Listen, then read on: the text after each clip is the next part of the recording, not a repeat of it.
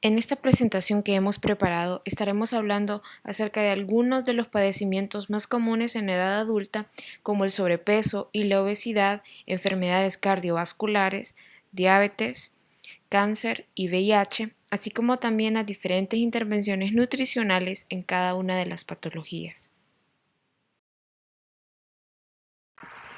Las enfermedades que se desarrollan en edad adulta son el resultado de una vida de excesos como la ingesta de alimentos altamente energéticos y ricos en grasas saturadas, bajo consumo en frutas, verduras y fibra, consumo de alcohol y tabaco, inactividad física y una dieta deficiente influyen de manera muy marcada todos los días en la salud, por lo que la obesidad ha surgido como uno de los principales contribuyentes para las enfermedades que se asocian con el estilo de vida. Muchas de las enfermedades crónicas en etapas avanzadas limitan en forma significativa la calidad de vida de los adultos en edad de trabajar. Es posible prevenir en parte las enfermedades que conducen a una muerte prematura a través de una alimentación sana y actividad física regular durante los años de la adultez y previos a esta. La acumulación excesiva de tejido adiposo es lo que definimos como obesidad. Esto surge a partir de que la ingesta de energía es superior a los requerimientos del paciente o del adulto, que a la larga lo conlleva a la obesidad. Es por ello que es importante el papel de la nutrición en la prevención primaria, la cual consiste en la conservación de la salud, y secundaria como la reducción de los factores de riesgo y demora en el avance de la patología de las principales enfermedades crónicas, en este caso la obesidad. Los efectos de la obesidad radican en que los adipocitos no son solo depósitos de exceso de grasa, sino que también son un órgano endocrino activo que secreta factores parecidos a hormonas que se asocian con una inflamación leve crónica. Esta inflamación se debe a que cuando la persona ha engordado, sus adipocitos aumentan de número, a lo que se le llama hiperplasia, y aumentan de tamaño, a lo que se le llama hipertrofia. Entonces empiezan a segregar una serie de moléculas llamadas citoquinas que contribuyen a un proceso inflamatorio que no se resuelve y se va haciendo crónico con el tiempo.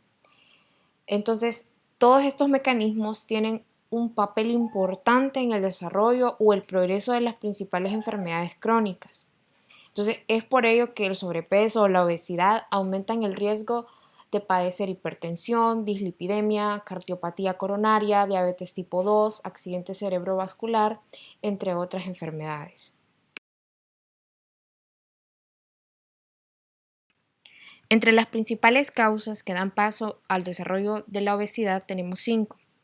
En primer lugar, las alteraciones hormonales que regulan el apetito y la saciedad, como un desequilibrio entre la hormona leptina, que es la encargada de la saciedad, y la hormona grelina, encargada del hambre, en el que hay señales hormonales de estas que están subiendo y bajando en respuesta a patrones alimentarios. En segundo lugar, tenemos el sistema de regulación hormonal por el sistema hedónico, que hedónico hace referente al placer. En este caso es el placer que siente la persona al ingerir un alimento en concreto, o a lo cual podemos llamarle también las calorías emocionales, lo cual está relacionado con aspectos cognitivos, motivacionales y emocionales de la persona, intentando llenar vacíos o producto de situaciones de estrés en las que sienten refugio o plenitud al consumir alimentos en concreto y que son altamente energéticos y ricos en grasas saturadas. En tercer lugar, tenemos los factores psicológicos, socioeconómicos y culturales, en el que podemos mencionar como una transición hacia la vida universitaria o el desarrollo de un embarazo pueden conducir a un aumento de peso. En cuarto lugar, tenemos los factores ambientales como la publicidad de alimentos que incentivan diariamente a consumir alimentos ricos en grasas, bebidas con altas cantidades de azúcar, los costos relativamente bajos de la comida rápida, y que en comparación con otro tipo de alimentos es súper más accesible. Entonces, todos estos factores se contraponen a una alimentación sana y contribuyen al desarrollo de la epidemia de la obesidad. En quinto lugar, tenemos los avances tecnológicos en todos los aspectos de la vida, como en el trabajo, la recreación, el transporte, que han venido a reemplazar la actividad física por la actividad sedentaria, lo cual es un factor importante en el desarrollo de la obesidad.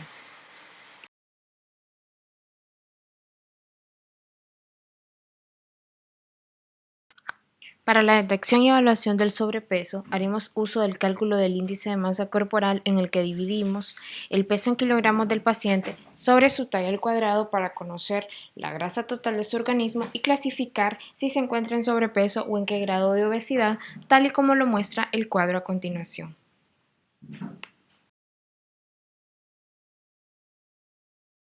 Antes de definir qué es la adiposidad central, debemos recalcar que la distribución de la grasa corporal es el indicador más importante del riesgo de salud que el peso o el IMC.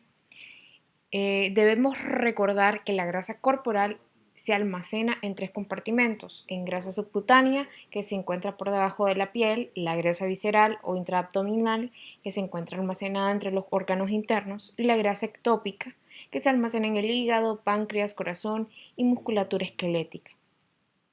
Sin embargo, la grasa visceral, que es la que se conoce como vientre abultado o en términos clínicos es a lo que se le llama adiposidad central, tiene una elevada correlación con las anormalidades metabólicas y las enfermedades crónicas.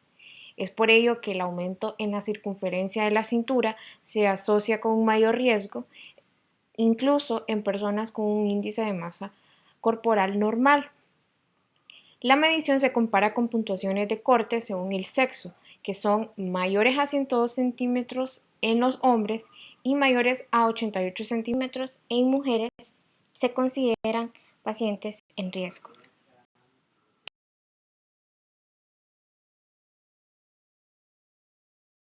En la evaluación nutricional de un paciente adulto con sobrepeso se utiliza una evaluación completa para comprender la experiencia del individuo con el sobrepeso, los patrones actuales de alimentación y actividad física, los factores psicosociales y médicos y su motivación y disposición al cambio y a las metas.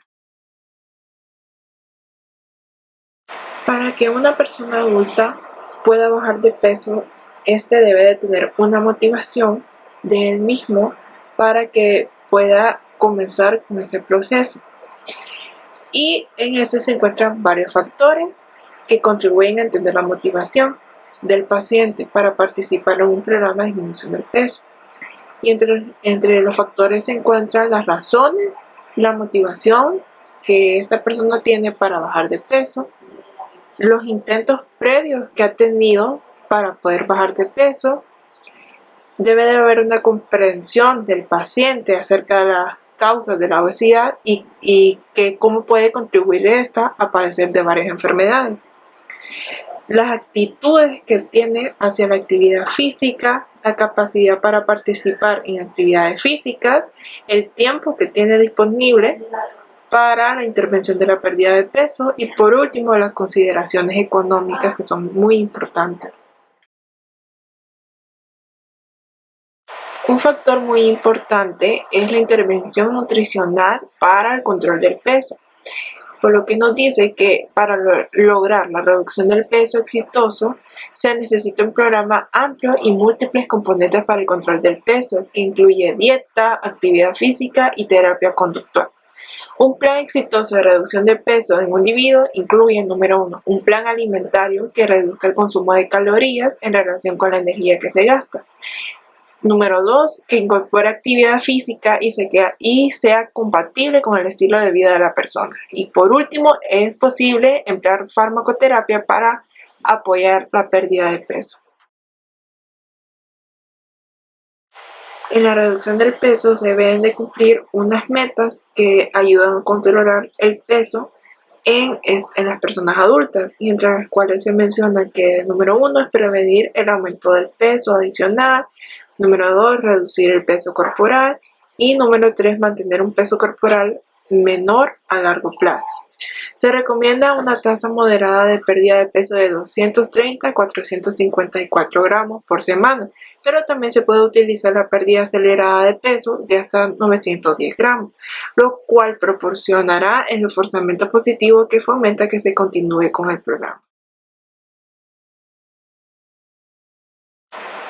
Otro método o otra técnica que se utiliza para controlar el peso es la terapia cognitiva y conductual, que nos dice que son programas exitosos que se han desarrollado para el control del peso, educación en diabetes y otros cambios de estilo de vida utilizan la terapia cognitiva conductual. Entre los componentes de los programas de control de peso que se basan en la terapia cognitiva conductual incluyen las metas realistas, el déficit calórico, el plan alimentario, el desarrollo de habilidades, automonitoreo y autocontrol, reestructuración cognitiva, manejo de estrés, sistema de apoyo, ejercicio regular y por último se encuentra el mantenimiento.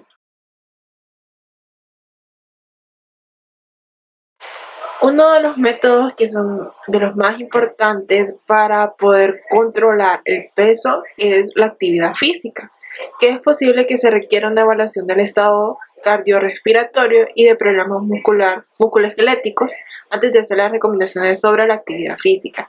En el caso de individuos obesos, el ejercicio debe iniciar con lentitud y aumentar su intensidad de forma gradual. Dependiendo del tamaño corporal y nivel de acondicionamiento físico e intensidad del ejercicio, 30 minutos de actividad física moderada por 5 días por semana quemarán unas 1000 calorías.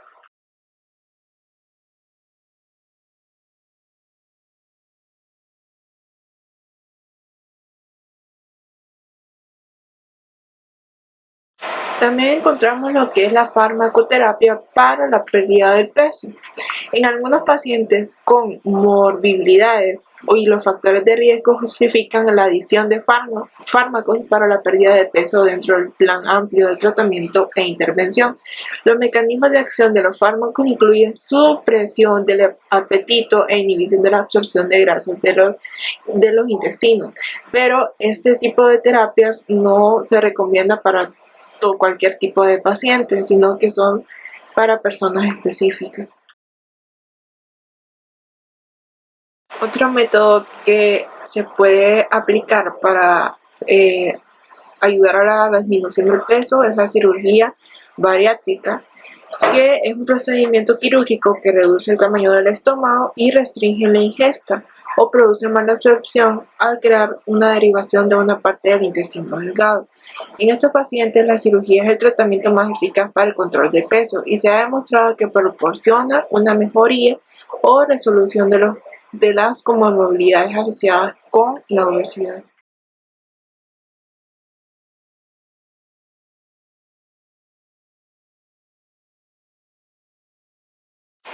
Entre las enfermedades y padecimientos que son más comunes entre las personas adultas con sobrepeso son las enfermedades cardiovasculares, que estas son padecimientos que se relacionan con el corazón y los vasos sanguíneos y en general se asocian con la arteriosclerosis.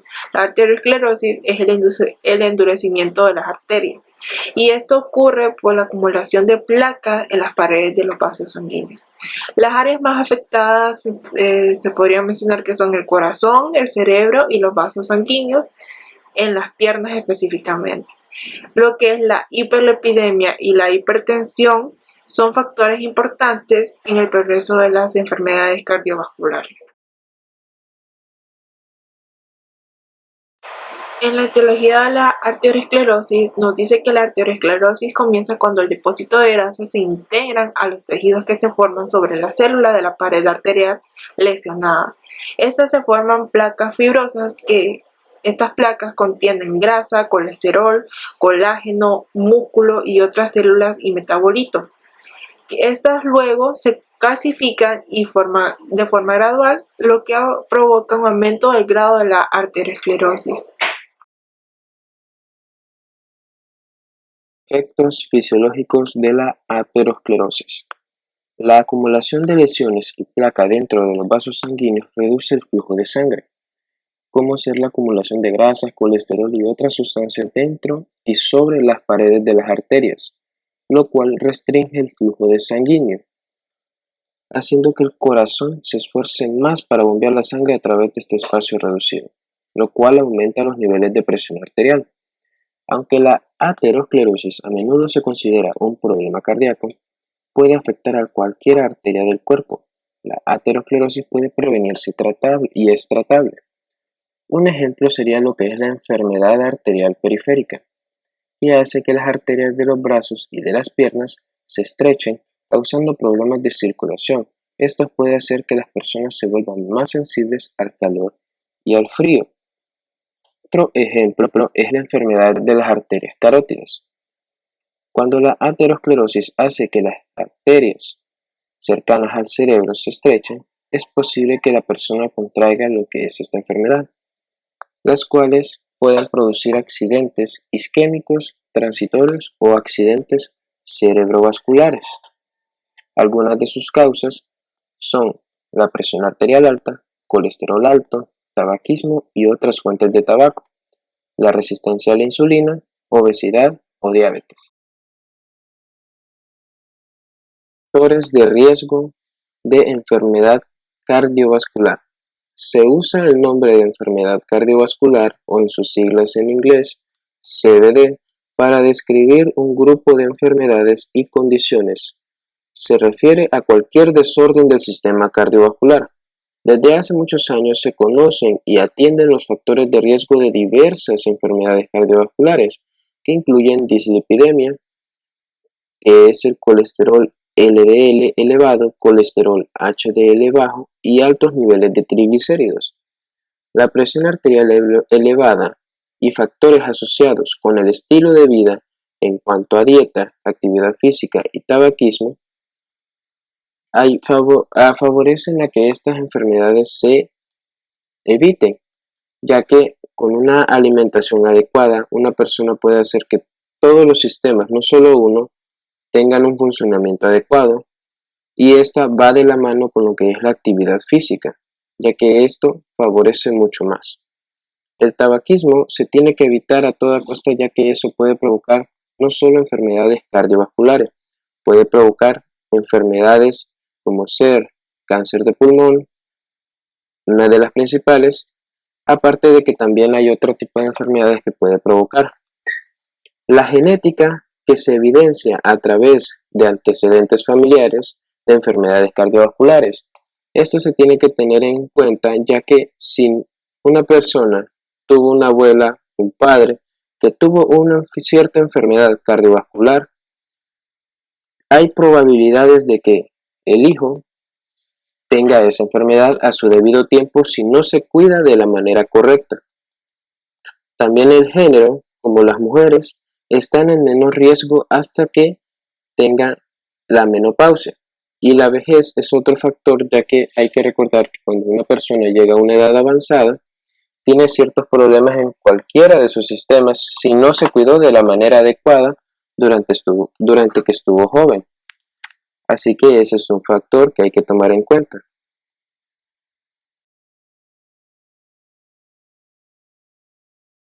Detección y evaluación de enfermedades cardiovasculares. Los factores convencionales de riesgo que incluyen edad, género, tabaquismo, presión arterial, antecedentes de diabetes y colesterol total, colesterol HDL o colesterol LDL se incorporan dentro de las herramientas de tamizaje para determinar el riesgo, ya sea alto, moderado o bajo, de sufrir un infarto de miocardio en los siguientes 10 años. La raza u origen étnico también se consideran debido a las diferencias conocidas en susceptibilidad a los factores de riesgo en ciertas poblaciones. La intervención se recomienda en todas las personas en alto riesgo y en muchas se presentan riesgo moderado.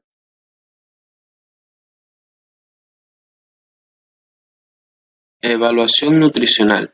Las personas identificadas en alto riesgo deben canalizarse con un nutriólogo registrado para que las someta a evaluación nutricional e intervención individualizada. Los componentes claves de la evaluación incluyen antecedentes alimentarios y nutricionales para determinar el consumo usual, en especial la cantidad y tipo de grasas, frutas y verduras, también como ser pescado, lácteos y complementos que consuma la persona. Conocer también conocimientos nutricionales sobre las recomendaciones de alimentación sana y relación de las elecciones alimenticias con el riesgo de enfermedades cardiovasculares. Las medidas antropométricas de peso, estatura, IMC y circunferencia de la cintura, como ser también la actividad física. También se toma en cuenta lo que son exámenes de laboratorio de la glucosa en sangre. Intervenciones nutricionales para las enfermedades cardiovasculares. Una de ellas es la prevención primaria. La alimentación dirigida a una salud cardiometabólica no es una de las preocupaciones de muchos adultos jóvenes, pero los hábitos alimentarios durante esos años influyen en el desarrollo de aterosclerosis y accidentes cerebrovasculares. Otra de ellas es el tratamiento nutricional. En individuos en quienes se identifica alto riesgo, se recomienda una intervención más intensiva que se conoce como cambios terapéuticos en el estilo de vida, que incluyen orientación conductual y seguimiento de parte de profesionales de la salud. Los cambios de alimentación y estilo de vida representan la piedra angular del tratamiento y se recomienda incluso cuando se utiliza farmacoterapia, que significa un uso de medicamentos para la reducción de lípidos.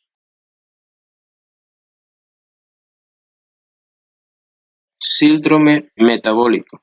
El síndrome metabólico describe un conjunto de trastornos metabólicos que se conjuntan en un solo individuo y colocan a esa persona en alto riesgo de enfermedad de las arterias coronarias, accidentes cerebrovasculares y diabetes tipo 2. Los trastornos metabólicos incluyen obesidad abdominal, también se le conoce como cuerpo en forma de manzana, y la presión arterial elevada. Los trastornos metabólicos incluyen lo que son anteriormente dije, obesidad abdominal, presión arterial elevada, glucosa elevada en ayunas, dislipidemia con alto colesterol LDL, bajo colesterol HDL y triglicéridos elevados. El diagnóstico de síndrome metabólico se establece cuando un individuo tiene 3 de estos elementos.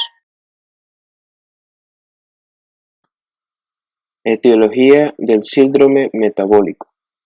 La causa subyacente del síndrome metabólico no está del todo clara, pero se piensa que es resultado de la adiposidad central y de la resistencia a la insulina. El término resistencia a la insulina se refiere a la disminución de la capacidad de las células para responder a la acción de la insulina en la promoción del transporte de glucosa de la sangre hacia los músculos y otros tejidos. Para compensarlo, el páncreas produce más insulina, lo cual conduce a una hiperinsulinemia.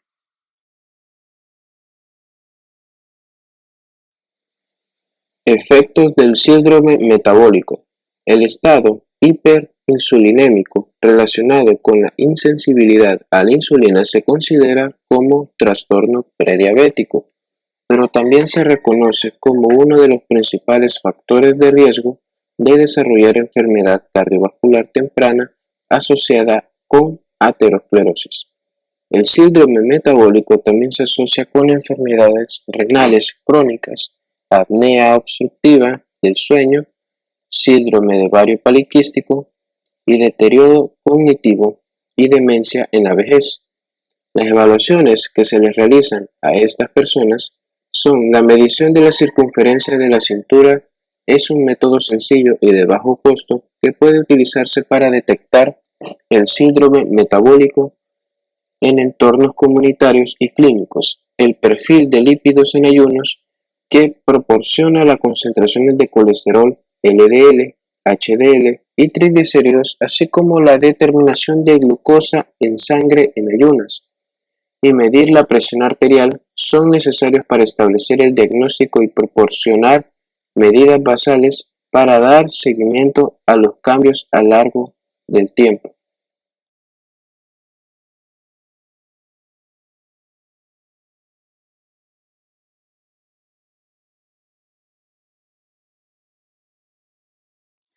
Diabetes mellitus. La diabetes es una enfermedad crónica que se asocia con concentraciones elevadas de glucosa en la sangre.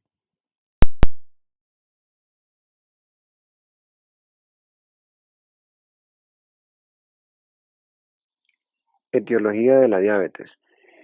Esta se divide en diabetes tipo 1 y diabetes tipo 2. En la diabetes tipo 1 es una enfermedad autoinmune progresiva en la que el propio sistema inmunitario del organismo destruye las células beta del páncreas, que son las que producen la insulina, aunque el resultado final de las dos es el mismo porque las dos conducen a una evaluación de la glucosa en la sangre y la capacidad de manejar la glucosa de forma apropiada. Las causas de la diabetes tipo 1 generalmente es un proceso diferente, que es un proceso autoinmune que casi siempre se presenta en personas más jóvenes, mucho, muchas veces en caso de los niños. Y la causa que conduce a la deficiencia de insulina es un proceso autoinmune en el cual existen anticuerpos que por razones variadas y que no están muy claras empiezan a atacar las células del páncreas que produce la insulina. Entonces, con el tiempo, la destrucción progresiva de estas células limita la capacidad de producción de insulina y estos pacientes tienen un déficit de insulina que conduce a los niveles elevados de glucosa. En el caso de la diabetes tipo 2, se desarrolla con el tiempo y se debe en parte por la resistencia a la insulina. La resistencia a la insulina afecta en forma diferente a las células, músculo, grasas e hígado. Todas estas alteraciones metabólicas contribuyen a una elevación de las concentraciones de glucosa en la sangre. En el caso también de la diabetes tipo 2, el proceso ya es un poco diferente a la mayoría de estos pacientes con esta patología. Tienden a ser adultos de edad más avanzada y aquí el proceso que conduce a la evaluación de la glucosa no es tanto una deficiencia de insulina. Estos pacientes tienen la capacidad de secretar insulina, pero la insulina no trabaja de la misma manera, no trabaja de la forma tan eficiente en el cuerpo y no responde de la misma manera que una persona no diabética. Al efecto el efecto de la insulina, con esto existe lo que se llama resistencia a la insulina. Una de las principales causas de la resistencia a la insulina es la obesidad.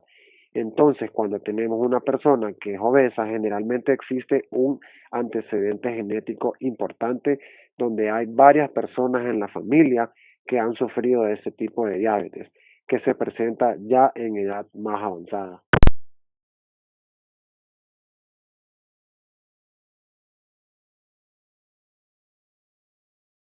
Detección y evaluación. Los factores de riesgo de la diabetes y prediabetes incluyen padres o hermanos con diabetes, antecedentes de diabetes gestacional o parto de un recién nacido que pese más de 4 kilogramos, estilo de vida sedentario, hipertensión, bajo colesterol HDL, altos triglicéridos.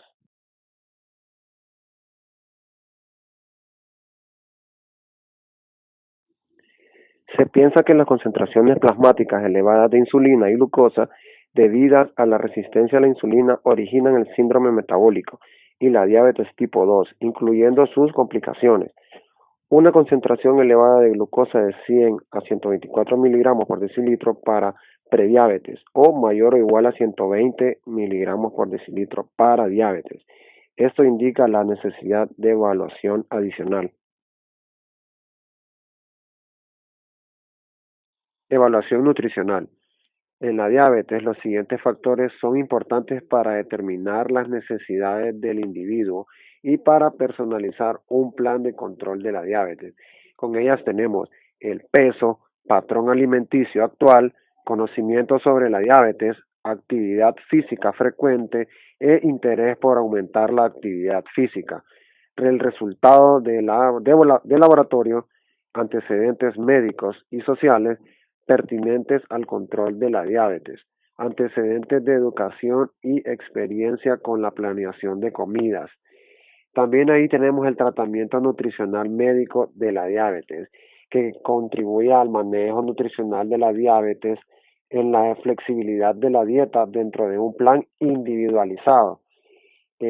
Como número uno tenemos el plan dietético, que esto significa prescripción nutricional. Este incluye una meta de nivel de calorías e indica el porcentaje de calorías que se obtienen de carbohidratos, proteínas y grasas. Número 2, el nivel de calorías se basa en el peso actual y en el objetivo de peso para conservarlo o reducirlo. Número 3, posteriormente se distribuyen las calorías y carbohidratos en un plan alimentario que incluya refrigerios y proporcione niveles relativamente estables de carbohidratos a lo largo del día. Número 4, se alienta al consumo de una variedad de alimentos para satisfacer las necesidades básicas de nutrientes, un patrón consistente de comidas, horarios de comidas y refrigerios, y cantidades ingeridas, en especial de carbohidratos, ayuda a moderar las concentraciones de glucosa en la sangre a lo largo del día.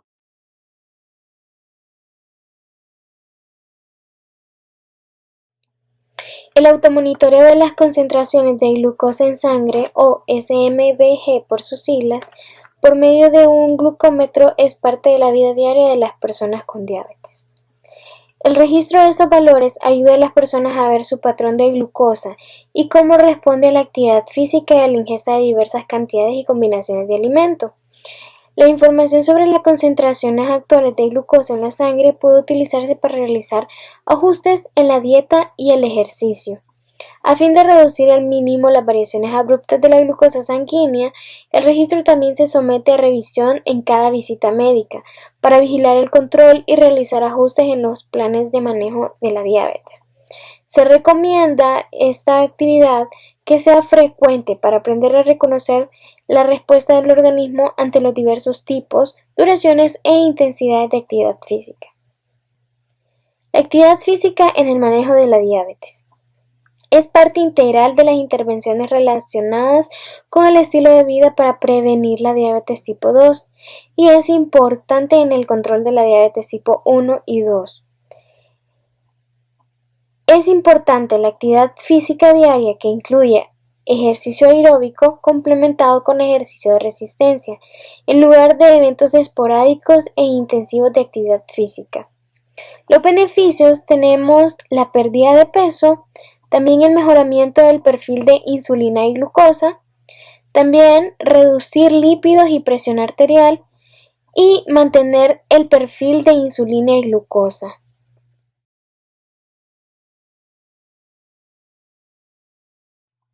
Remedios herbolarios y otros complementos dietéticos. Se ha promovido la eficacia de diversos complementos dietéticos para el control de la glucemia y prevención de las complicaciones de la diabetes. Muchos productos botánicos se han sometido a prueba y solo unos cuantos han recibido sustentación científica hasta cierto grado en cuanto a seguridad y eficacia. Por ejemplo, tenemos el melón amargo, que tiene una acción hipoglucemiante. También el ginseng puede disminuir la absorción de los carbohidratos y aumentar el transporte de la glucosa. Y la ginema puede estimular la célula beta y aumentar la liberación de insulina. También los complementos con cromo junto con biotina pueden reducir la resistencia a la insulina. Los complementos dietéticos son sustancias farmacológicamente activas que tienen efectos secundarios al igual que interacciones potenciales con otros fármacos y deben utilizarse con precaución. La farmacoterapia de la diabetes tipo 2. El cambio en el estilo de vida, dieta y ejercicio tiene éxito en alrededor de 30% de los pacientes con diabetes tipo 2. Sin embargo, es típico que se recete metformina, como ya lo sabemos, junto con los cambios en el estilo de vida para las personas con un diagnóstico reciente de este padecimiento. La insulina, que se administra por vía intramuscular, se utiliza en la diabetes tipo 1. Los hipoglucemiantes se utilizan en la diabetes tipo 2 cuando no se alcanzan las metas glucémicas en 6 semanas con el estilo de vida. Esos fármacos tienen 3 mecanismos de acción principales: estimular el páncreas para que produzca más insulina, aumentar la respuesta a la insulina en los receptores celulares y demorar la absorción de glucosa en el intestino. El cáncer es un grupo de enfermedades en las que se presenta un mal funcionamiento genético que provoca el crecimiento de células disregulado y la formación de tumores. La carcinogénesis es el proceso a través del cual las células normales se transforman en células cancerosas. Es un proceso complejo que avanza a través de diversas etapas de las cuales ya vamos a hablar.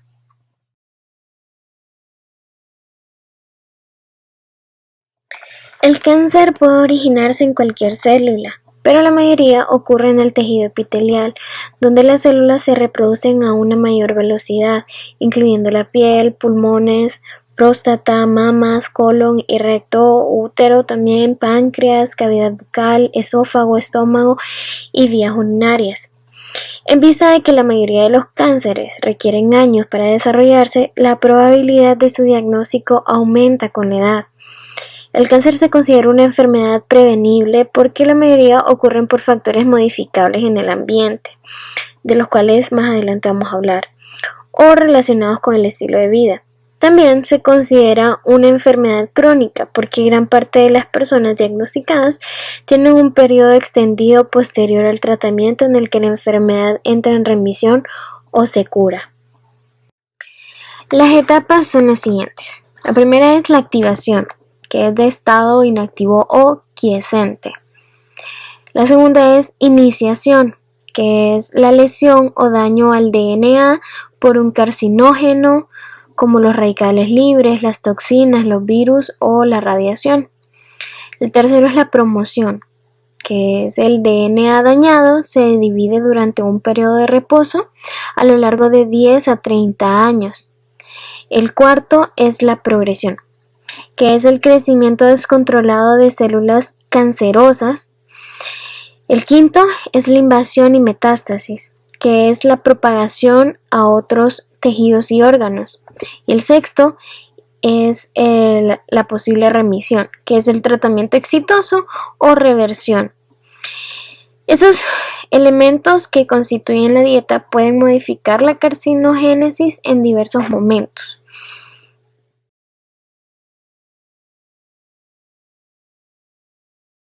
Es importante saber que el cáncer ocurre por 2 factores, los cuales son los factores exógenos o también conocidos como ambientales y los endógenos. Los factores exógenos o ambientales incluyen lo que es el tabaquismo, los agentes infecciosos, la radiación, sustancias químicas, de las cuales algunas se concentran en los alimentos, y sustancias carcinogénicas en alimentos, o que estas provienen de los métodos de conservación y preparación de los alimentos.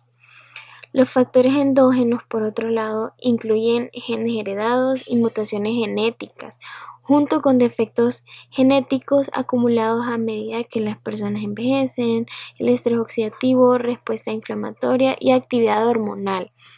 La obesidad se reconoce como un factor en el desarrollo del cáncer. Los factores asociados con el estilo de vida, ya sea el tabaquismo, la mala alimentación, el alcohol, la actividad física, estos van a intensificar o disminuir la exposición celular a los agentes promotores del cáncer.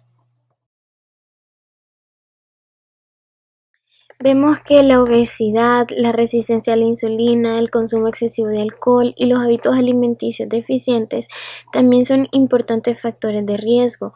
Por ende, descubrir y tratar de manera temprana los problemas de nutrición tiene la posibilidad de ayudar a las personas con cáncer a aumentar o conservar su peso, también a mejorar su respuesta al tratamiento y reducir las complicaciones del mismo, y mejorar también el pronóstico del paciente.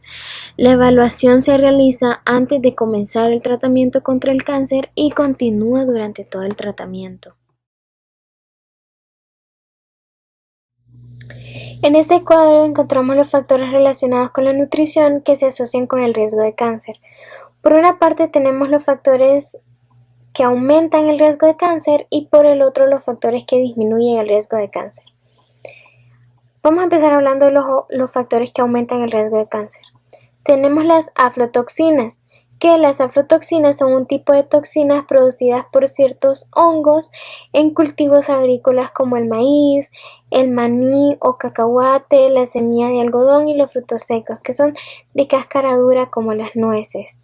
También tenemos las bebidas alcohólicas, el arsénico en el agua potable, los pescados sazonados estilo cantonés, las dietas altas en calcio, el mate, las carnes rojas, carnes procesadas, los alimentos sazonados y salados, los complementos con betacaroteno también, y como otro factor encontramos los mayores pesos de nacimiento, también la elevada grasa corporal y abdominal, el aumento de peso en la adultez, también el incremento en el riesgo con aumento de peso, sobrepeso y obesidad, y los alimentos densos en energía, comida rápida, bebidas azucaradas, vida sedentaria y ver televisión.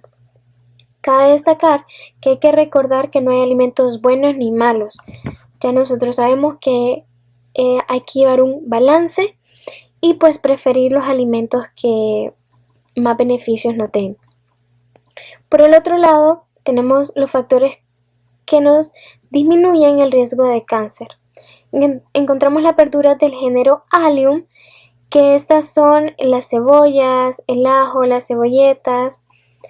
También tenemos la fibra dietética, las frutas, el ajo, como ya lo había mencionado, la leche, verduras sin contenido de almidón, los alimentos que contengan folato, carotenoides, betacaroteno, licopeno, vitamina C y selenio, también complementos de calcio y complementos de selenio, la lactancia, la actividad física y la disminución del riesgo a través del efecto sobre el peso, que es la actividad física, alimentos bajos en energía y recibir leche materna.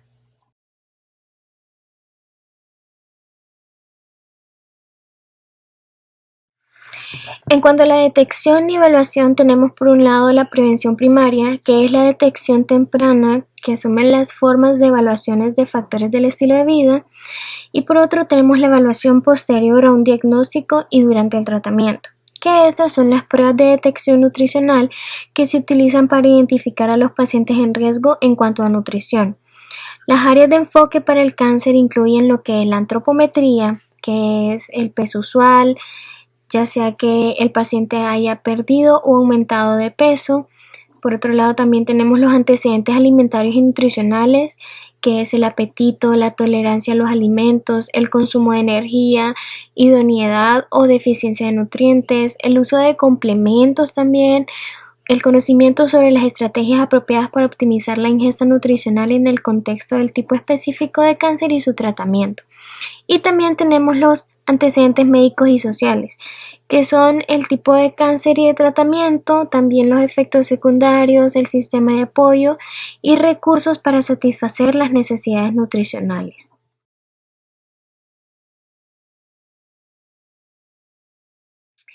La intervención nutricional para el cáncer difiere en forma significativa dependiendo de la etapa de la atención, de acuerdo ya sea con la prevención o con el tratamiento o el periodo de remisión, o también a la atención nutricional en etapas avanzadas de la enfermedad.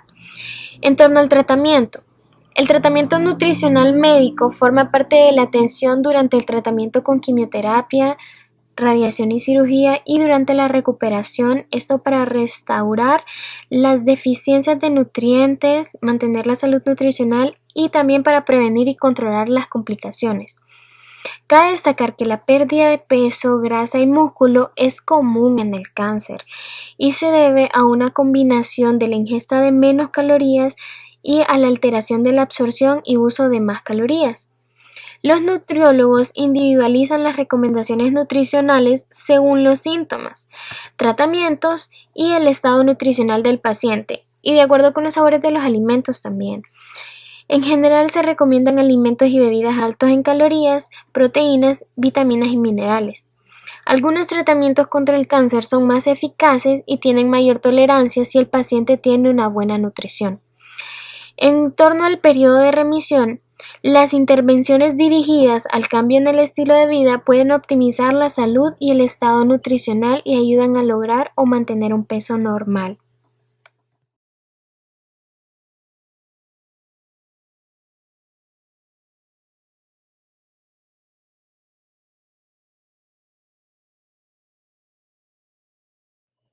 En la etapa temprana de lactancia, el cuerpo puede contener el virus.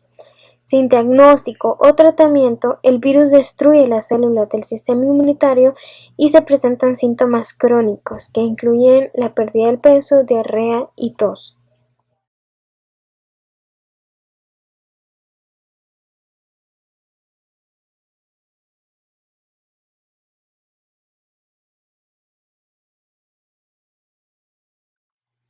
La mala absorción de nutrientes debido a los cambios en patógenos intestinales y gastrointestinales puede comprometer además las reservas de nutrientes y causar desnutrición.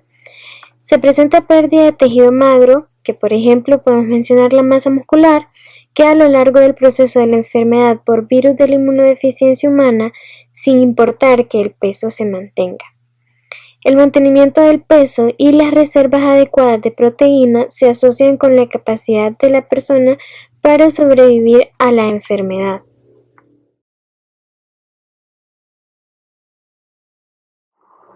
El virus de la inmunodeficiencia humana puede fabricar su propio DNA y replicarse utilizando el material genético de las células huésped. Penetra en las células inmunitarias del organismo y con el tiempo las destruye. El estrés oxidativo, que se relaciona con la activación continua del proceso inflamatorio, representa un papel en el progreso de la enfermedad. La disminución en el funcionamiento del sistema inmunitario aumenta el riesgo de que las personas con este virus desarrollen infecciones y cáncer. Por ende, el estado nutricional tiene un valor predictivo de la supervivencia y estado funcional de las personas que viven con el virus. En cualquier etapa de la enfermedad puede ocurrir problemas nutricionales que contribuyen al deterioro de las respuestas inmunitarias, también a la aceleración del progreso de la enfermedad, aumento en la frecuencia y gravedad de las infecciones y que obstaculizan la eficacia de los medicamentos.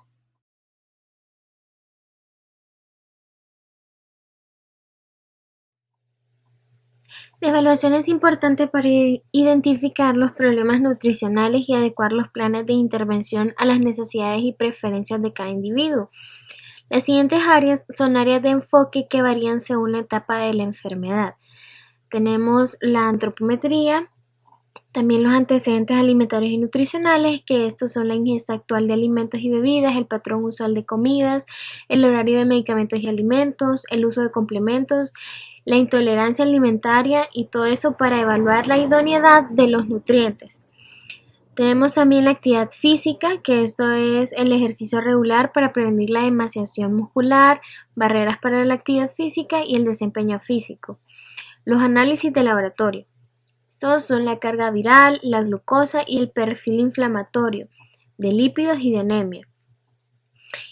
Y también tenemos la evaluación física enfocada en la nutrición, que es la emaciación muscular, la grasa subcutánea, la salud bucal, los síntomas gastrointestinales, entre estos pues tenemos las náuseas y la diarrea. También tenemos el apetito, el dolor y la debilidad.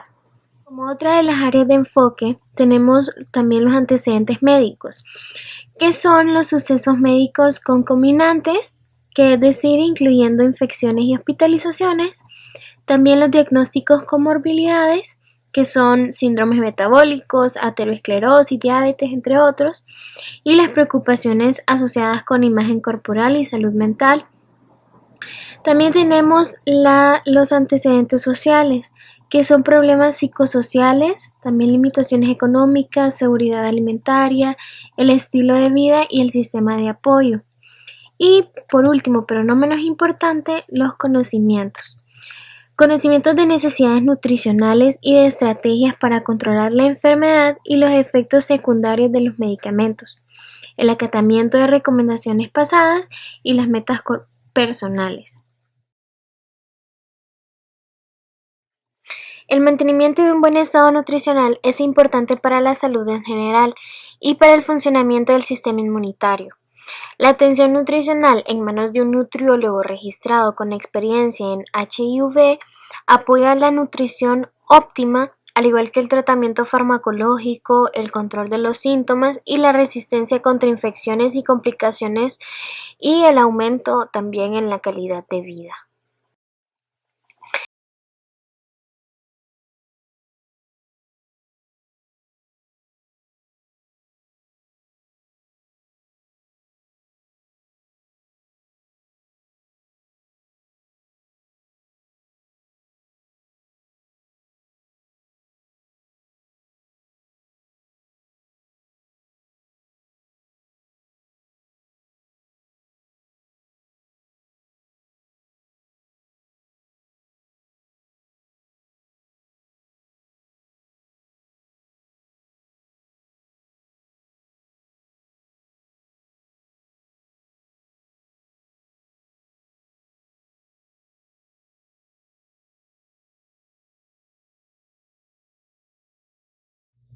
Las metas y estrategias de la intervención nutricional se adaptan a los pacientes que transitan las etapas sintomáticas del AIDS. El AIDS, para hacer memoria, es el síndrome de inmunodeficiencia adquirida. Esta es la etapa avanzada que se desarrolla cuando el sistema inmunitario del organismo tiene un grave daño y es incapaz de contener el virus o defenderse contra infecciones oportunistas o desarrollar tumores. Cabe destacar que no todos los individuos con HIV desarrollan AIDS. Entonces, bien, tenemos que alentar la ingesta de alimentos ricos en energía y nutrientes, así como complementos, para mantener el peso y las reservas de nutrientes del organismo durante el mayor tiempo posible. También tenemos que utilizar estrategias para controlar los síntomas, los cuales son náusea, vómito, diarrea, anorexia, dolor, dificultades de masticación o deglución y cambios en el sentido del gusto, y ajustar los horarios de las comidas. Esto para adaptarlos a los regímenes de medicamentos y efectos secundarios que estos potenciales tienen. En la actualidad, incluso la mejor orientación nutricional y la propia atención de los pacientes no puede restaurar el funcionamiento inmunitario y prevenir la progresión final del HIV. Sin embargo, las dietas nutricionalmente adecuadas pueden ayudar a las personas con esta enfermedad a mantener su peso y evitar que se agoten las reservas de nutrientes, además de aumentar su nivel de control y sensaciones de bienestar.